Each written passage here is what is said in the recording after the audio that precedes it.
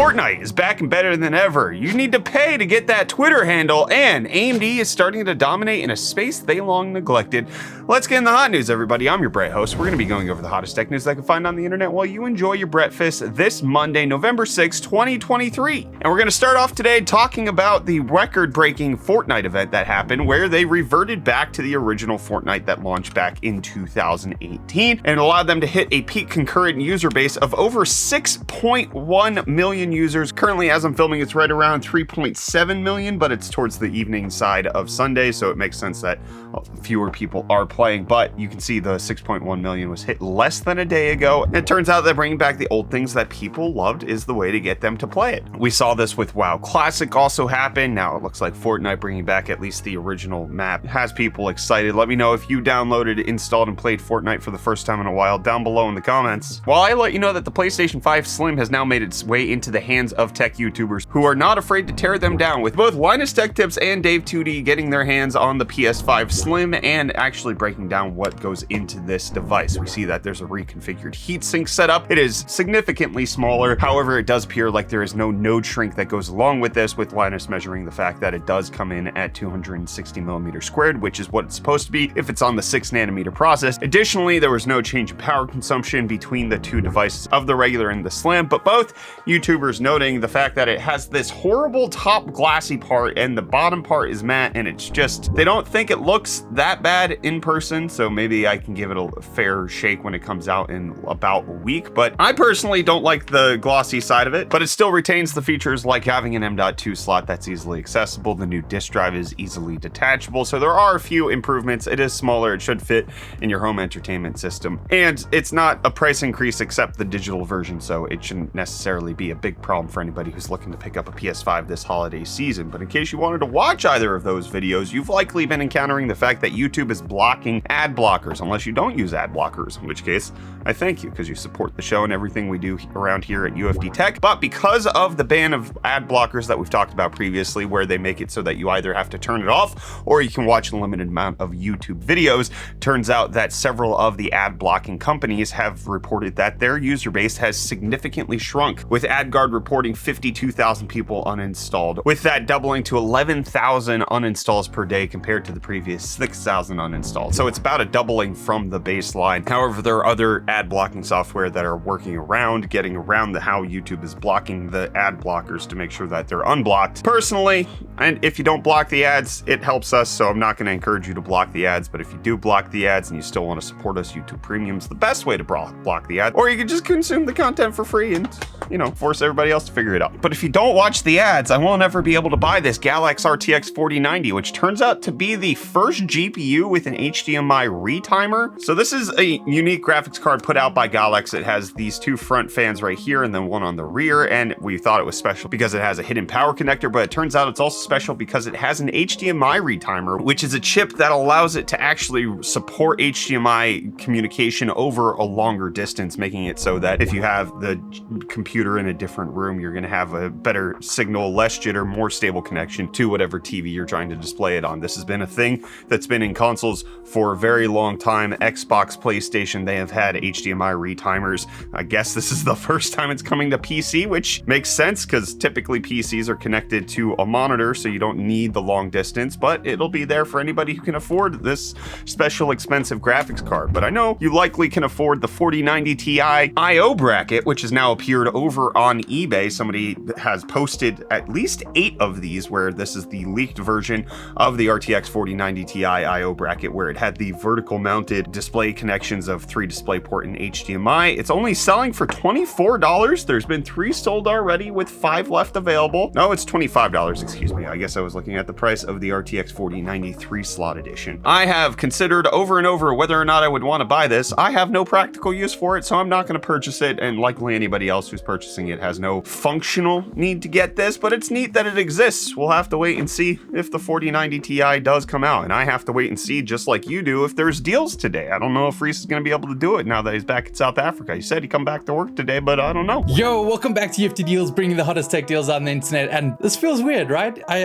We don't really have a choice. I'm now on the opposite side of the world, and Brett's like plus minus 7 hours behind me. So hey, deals. And starting off today, we have this Asus ROG Strix B650A gaming Wi-Fi AM5 motherboard. This gorgeous looking thing is going for only $199.99, making it $80 off. But then next up, we have this ASRock Radeon RX 6600 8GB GDDR6 graphics card going for only $204.99 with the included promo code, which makes it a great pickup if you're doing a mini form factor build with an all white color scheme. I think it'll go perfectly. And then last up, we have this MSI Delta 15 gaming laptop with a 15.6-inch 1080p 240Hz display, featuring a Ryzen 7 5800H Radeon RX 6700M, 16 gigs of DDR4 and a 1TB SSD going for only $799.99, making it $900 off the retail price. And with that, the deals are done. You can find these and more links in the video description down below. But until next time, I guess I'm handing you off back to Brett and Kyler now, which, hey, cheers, guys. Wow, that was sad. First deals that either did or did not happen. I don't know, but here's a bad deal. You want to pay for that Twitter handle that you always wanted that somebody was parking and never actually logged in again to use since 2011.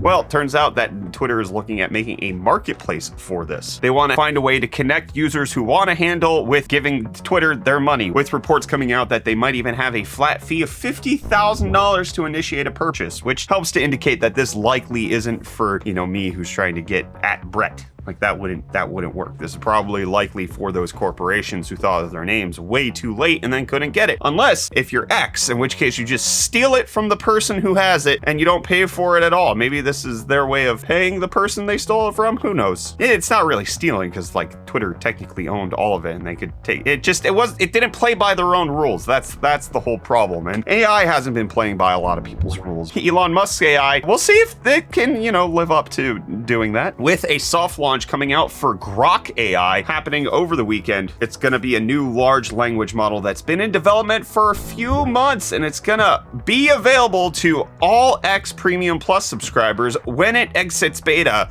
And the reason I'm heavily air quoting here is because this is something that we've heard about their FSD beta for the longest time. I think it took 2 years from the time they said it was going to exit beta to go into everybody who paid for its hands to it actually doing that. So take it with a massive grain of salt, but Grok has been in development for 4 months with 2 months of training complete, and allegedly, according to their own cherry-picked benchmarks, it beats GPT 3.5, Llama, Inflection 1 at the specified metrics that it's chosen. Elon Musk thinking that Grok's going to be a big deal because it has access to all of Twitter, so it can build AI tools that maximally benefit all of humanity and has that unique and fundamental advantage of having Twitter. But one of the things that it wouldn't be complete without is some humor with them putting out an example showing off how it tells you how to make cocaine. Step 1, attain a chemistry degree and a DEA license. Step 2, set up a clandestine laboratory in a remote location. Step 3, acquire large quantities of coca leaves and various chemicals. Step 4, start cooking and hope you don't blow yourself up or get arrested. See, it's quirky, it's fun. It's exactly what you want out of an AI, and it's gonna be hilarious, and it's goofy, and like it'll make 420 jokes and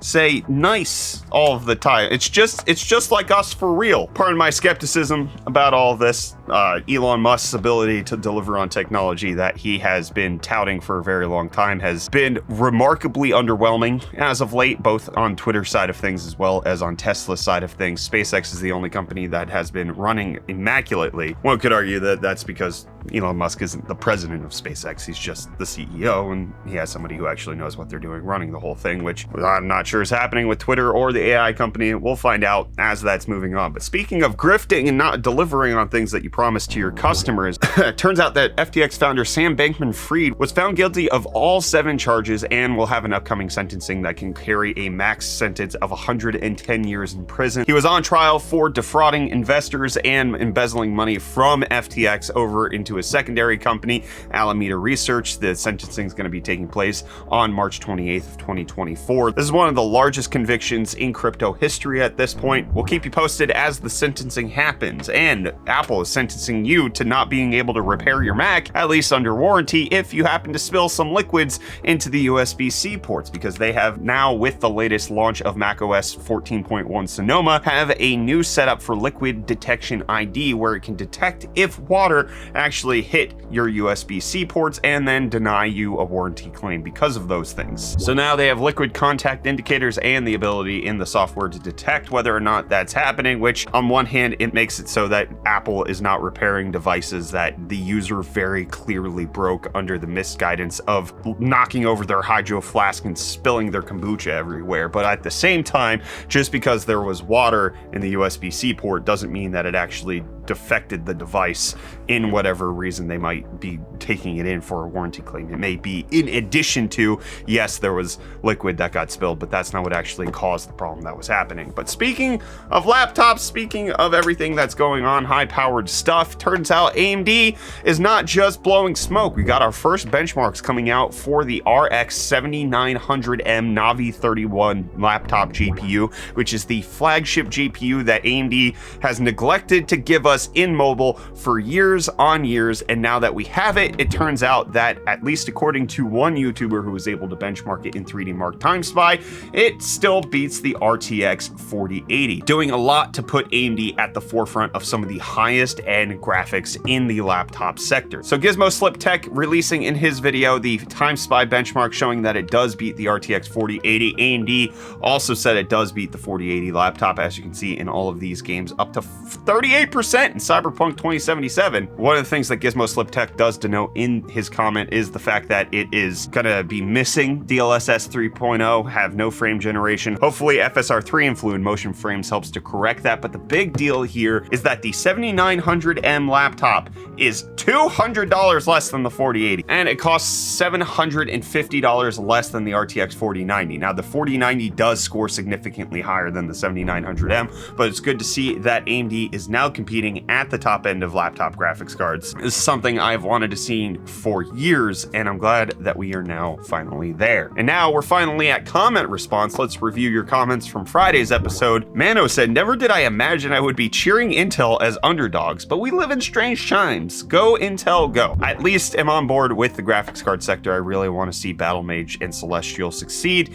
and make it so that there's fierce and firm competition in the graphics card space. I agree. Jacob Baker saying, "I bought the same keyboard you have because of your sponsored ad a couple of weeks ago, and my wife swiped it, so the second one gets here today for her. I swapped out the red keys for the blue ones so that it's just white and blue with a purple back glow. I'm loving this keyboard. I really like it. It's got a whole lot of good feature sets to it. This ProtoArc L98, in case you want to check it out. This episode's not sponsored by it, but I have been enjoying this keyboard." And then Jimmy said, "Nothing against the new editor Rikus. He is doing a fine job, but what happened to Catelyn? Did she leave UFD? Always loved her editing and wish we got to see more of her."